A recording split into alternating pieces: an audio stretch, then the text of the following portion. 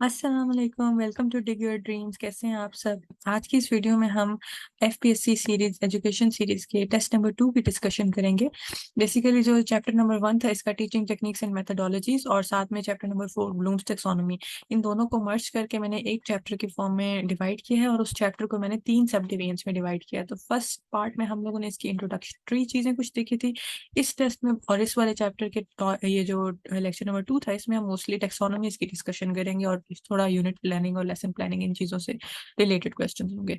और जिसका next part होगा उसमें हम फिर डिफरेंट टीचिंग मेथड जैसे लेक्चर मेथड, डिस्कशन मेथड वगैरह इन सारी चीजों को स्टडी करेंगे। तो विदाउट एनी फर्दर डिले हम अपनी की को डिस्कस करना स्टार्ट करते हैं। सबसे फर्स्ट क्वेश्चन हमारे पास था कि ब्लूम्स टेक्सोनोमी में कितने लर्निंग डोमेन्स हैं। तो जो ब्लूम्स टेक्सोनोमी है उसमें जो लर्निंग का प्रोसेस है उसको 3 डोमेन्स में डिवाइड किया गया है। 3 उसके डोमेन से कॉग्निटिव, अफेक्टिव और साइकोमोटर गैप, ठीक है।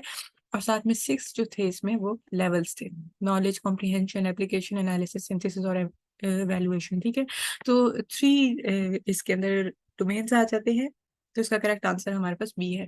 फिर which of the following is a higher order cognitive skill according to Bloom's taxonomy. Bloom's taxonomy में जो लोअर के 3 लेवल्स हैं, नॉलेज, कॉम्प्रिहेंशन और एनालिसिस, ये लोअर ऑर्डर कॉग्निटिव स्किल्स हैं। और जो उसके बाद वाले 3 हैं, एनालिसिस, एवेल्युएशन और सिंथेसिस, ये तीनों जो हैं ये हायर ऑर्डर कॉग्निटिव स्किल्स में आ जाते हैं। तो इनमें अगर हम देखें तो एनालिसिस या एनालाइजिंग का जो पार्ट है वो हायर ऑर्डर थिंकिंग या कॉग्निटिव स्किल है। Revise form of Bloom's taxonomy में जो हाईएस्ट लेवल ऑफ थिंकिंग है वो क्रिएटिंग है। जो ओल्ड फॉर्म है उसमें एवेल्युएशन हाईएस्ट था और न्यू वाले में क्रिएटिंग हाईएस्ट है। देन है विच of the following is a teaching strategy. अच्छा, अब एक हमारे पास होता है टीचिंग मेथड और एक होता है टीचिंग स्ट्रेटेजी। तो टीचिंग स्ट्रेटेजी जो है वो एक sum total of different techniques होती है, या एक जो कॉम्बिनेशन होता है डिफरेंट अप्रोचेस का जो हम एक क्लासरूम के अंदर यूज करते हैं, वो टीचिंग स्ट्रेटेजी होती है। और टीचिंग मेथड्स कोई एक सिंगल स्टैंड अलोन मेथड जैसे लेक्चर मेथड हो गया, डिस्कशन मेथड हो गया, ये हमारे पास टीचिंग मेथड्स होते हैं। टीचिंग स्ट्रेटेजी में हम कॉम्बिनेशन ऑफ कम्युनिकेशन स्किल्स और कॉम्बिनेशन ऑफ टीचिंग मेथड्स को यूज कर सकते हैं। जैसे कि हम लेक्चर मेथड के साथ साथ डिमॉन्स्ट्रेशन भी इंक्लूड कर सकते हैं, हम उसके साथ साथ क्वेश्चनिंग और डिस्कशन को भी इंक्लूड कर सकते हैं। तो हम जिस तरह से डिफरेंट चीज़ों को एक अपने लर्निंग ऑब्जेक्टिव्स को अचीव करने के लिए डिफरेंट टेक्निक्स को ऑर्गेनाइज करके जिस तरह से क्लासरूम में इंप्लीमेंट करते हैं उसको हम टीचिंग स्ट्रेटेजी कहते हैं। तो लेक्चर तो हमारे पास टीचिंग मेथड है, प्रेजेंटेशन और कोऑपरेटिव लर्निंग टीचिंग मेथड है, एक्टिव लर्निंग जो है ये एक टीचिंग स्ट्रेटेजी है जिसको इंश्योर करने के लिए हम डिफरेंट मेथड्स को यूज कर सकते हैं। Primary purpose of teaching strategy क्या है कि हम स्टूडेंट्स को एंगेज कर सकें लर्निंग प्रोसेस के अंदर। सोक्रेटिक मेथड हमारे पास एक फिलोसोफर थे एंशियंट सोक्रेटिस, उनका मेथड है बेसिकली ये, जिसके ऊपर ये बेस करता है। सोक्रेटिस का ये कहना था कि एजुकेशन जो है या टीचिंग लर्निंग प्रोसेस उसमें वन वे ट्रांसफर जो है ये वाला इमेज ठीक नहीं है कि टीचर आता है वो बताता है बच्चों को, स्टूडेंट्स को, और चला जाता है।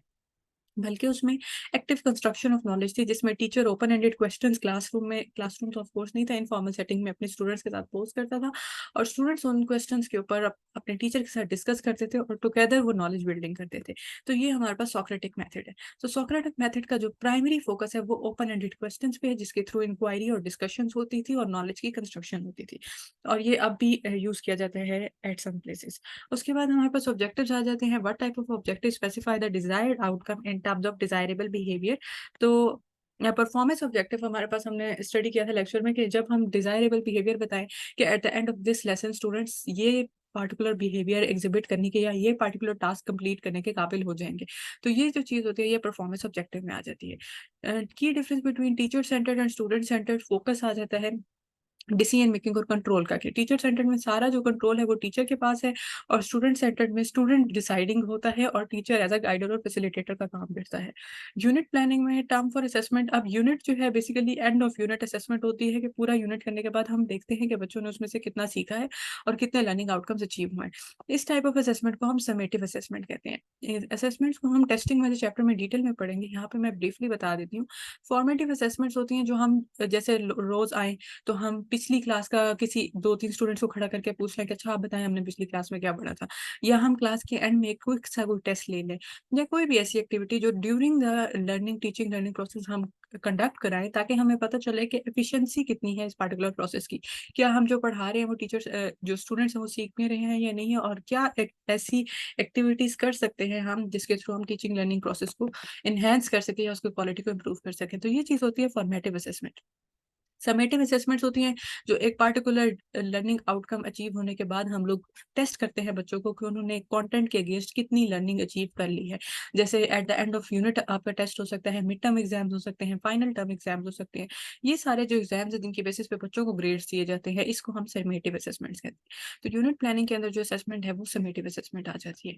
रोल ऑफ लर्निंग ऑब्जेक्टिव्स बहुत ज़्यादा इंपॉर्टेंट है क्योंकि ऑब्जेक्टिव्स हमें एक्सपेक्टेशंस प्रोवाइड करते हैं कि at the end of this lesson student will be able to carry out 2 digit addition. तो इसका मतलब क्या है कि ऑब्जेक्टिव्स ऐसी चीज़ें होती हैं जो क्लियर एक्सपेक्टेशंस बताती हैं। एक तो टीचर्स को उनका गोल बताती हैं और स्टूडेंट्स को ये बताती हैं कि वो ये सब पढ़ने के बाद क्या करने के काबिल हो जाएँगे। परफॉर्मेंस ऑब्जेक्टिव्स एसेंशियल हैं क्योंकि ये इंस्ट्रक्शन गाइड करते हैं, टीचर्स को बताते हैं कि कैसे उन्होंने इंस्ट्रक्शन देनी है और क्लियर एक्सपेक्टेशंस देते हैं स्टूडेंट लर्निंग के लिए।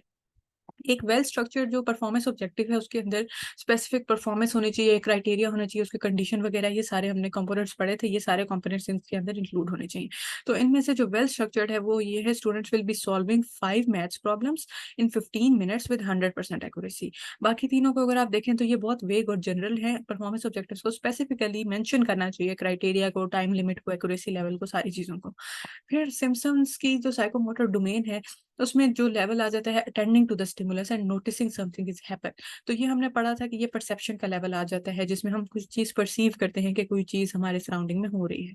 फिर which level is characterized by independently performing the task. Independently जब हम टास्क करना शुरू कर देते हैं उसको हम मैकेनिज्म का लेवल कहते हैं, ये भी हमने पढ़ा था। Learning to write alphabets with teachers help. अगर हम किसी की गाइड में कर रहे हैं काम तो उसको हम गाइडेड रिस्पॉन्स कहते हैं सिम्पसन्स की टेक्सोनॉमी में। फिर smooth and Swift independent movement of tasks is indicative of which level. तो ये हमारे पास आ जाता है कॉम्प्लेक्स ओवर्ट रिस्पॉन्स। और which level in Bloom's and ट्रैथूज effective domain involve being aware of ideas and willingly tolerating them. Awareness जिस level पे आती है वो आ जाता है हमारा रिसीविंग का लेवल, सबसे जो इनिशियल लेवल है। और फिर engaging with and responding to the information, questioning, discussing, considering importance. ये सारी चीज़ें हम लोग जो करते हैं, हम जब रिस्पॉन्ड करना शुरू करते हैं एक पार्टिकुलर इन्फॉर्मेशन सेट को, तो वो हमारे पास ये वाला लेवल आ जाता है ब्लूम्स की अफेक्टिव डोमेन की टेक्सोनॉमी में। फिर demonstrating an appreciation for and commitment to the value और disposition is a characteristic of valuing level, जिसमें हम एक चीज़ को वैल्यू करना स्टार्ट करते हैं। Integrating value into one's own behaviour और beliefs is associated with the level of organisation, जिसमें हम खुद उस वैल्यू के ऊपर एक्ट करना स्टार्ट करते हैं। और making a value a central part of one's identity and consistent behaviour aligns with the level of characterization, जहाँ पे वो पर्सन जो है उस पार्टिकुलर वैल्यू का अमली नमूना बन जाता है और उसको उस पार्टिकुलर वैल्यू के लिए जाना जाता है। तो ये वाला जो है हाईएस्ट लेवल अफेक्टिव डोमेन का, जिसको हम कैरेक्टराइजेशन कहते हैं। देन है कि explain the steps involving in a Rubik's cube. ये ब्लूम्स टैक्सोनॉमी के लेवल ऑफ एप्लीकेशन में है कि आपने रूबिक्स क्यूब के कुछ फार्मूलाज वगैरह होते हैं, कुछ ट्रिक्स होती हैं, वो आपने कहीं से पढ़ी, कुछ सीखी, और अब आप उसको इंडिपेंडेंटली कोई भी क्यूब आपको दे दिया जाए तो आप उसको सॉल्व करने के लिए यूज़ कर सकते हो या उसको एक्सप्लेन कर सकते हो, अप्लाई कर सकते हो। तो ये एप्लीकेशन लेवल हमारे पास आ जाता है। देन है कि explain the concept of photosynthesis in plants. अब एक्सप्लेन करना है अपने कॉन्सेप्ट को अपनी वर्डिंग में, तो ये कॉम्प्रिहेंशन के लेवल पे आ जाता है। फिर मैथ्स की जो प्रॉब्लम्स है ना, मोस्ट ऑफ द टाइम वो एप्लीकेशन लेवल के होते हैं कि हम उसमें फार्मूला अप्लाई करते हैं।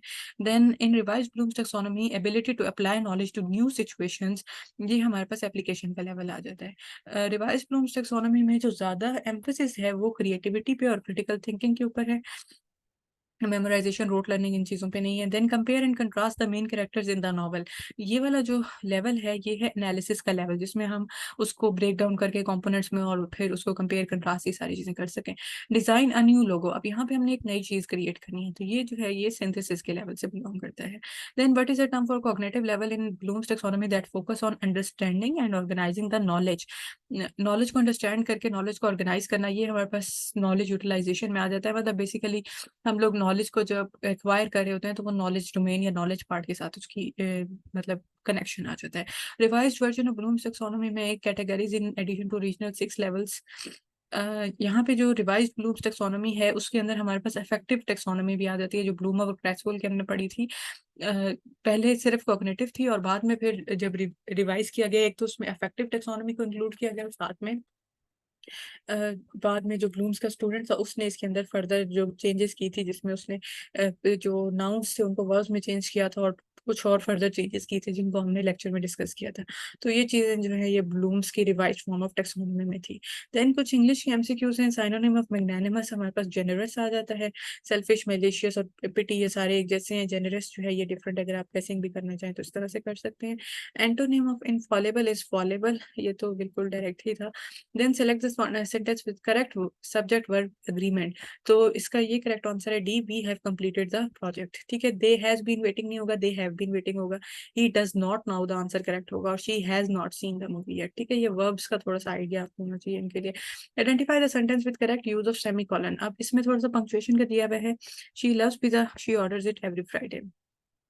अब the dog bark loudly, it was scared, जो था ये ठीक नहीं है, इट वॉज स्केरी होना चाहिए, या dog was scared, something like that.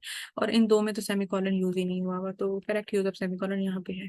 फिर she is afraid of spiders, correct prepositional phrase, she sat on the chair with a cup of T, ये करेक्ट है। फिर इस तरह का हमने फर्स्ट टेस्ट में भी एक देखा था कि वैसे तो ओल्ड भी इसमें एडजेक्टिव है, बट ओल्ड ट्री अगर हम ट्री का नाम देखें तो उसमें जो साथ स्पेसिफायर लगाया हुआ है वो टॉल है, तो बेस्ट आंसर इसमें टॉल होगा। वैसे अगर टॉल नहीं होगा तो ओल्ड भी इसमें ठीक करेक्ट ऑप्शन होगी। This is the best movie I have ever seen, he is applauded for, मतलब उसको अप्रिशिएट किया जाता है for his dedication to the charity work. The company experienced substantial growth over past years, ये सारे तीनों एक जैसे लिमिटेड, डिक्लाइनिंग और स्टैग्नेंट। सब्सटेंशियल जो है इसका राइट ऑप्शन होगा। तो ये हमारी यहाँ पे टेस्ट नंबर 2 की कंप्लीट हो जाती है।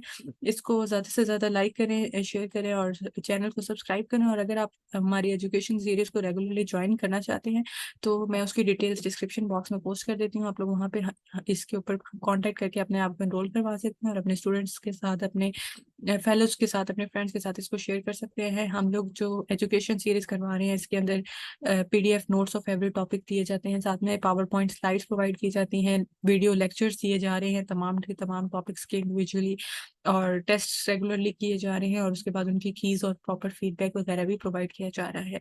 और एजुकेशन का जो 4 चैप्टर्स हैं उनको फर्दर सब टॉपिक्स में डिवाइड किया गया है ताकि इजीली उनको ऑर्गेनाइज किया जा सके और उनको अंडरस्टैंड करना ईजी हो। तो अगर आप कोई भी लेक्चरर एग्जाम की प्रिपरेशन कर रहे हैं और आपको एजुकेशन पोर्शन में गाइडेंस की ज़रूरत है तो आप हमें कांटेक्ट कर सकते हैं और हमारे अपकमिंग बैचेस में एनरोल हो सकते हैं। So share this and spread this and stay blessed and keep your preparation and always keep trying. और next lecture में इंशाल्लाह मुलाकात होगी। Till then stay tuned. अल्लाह हाफिज़।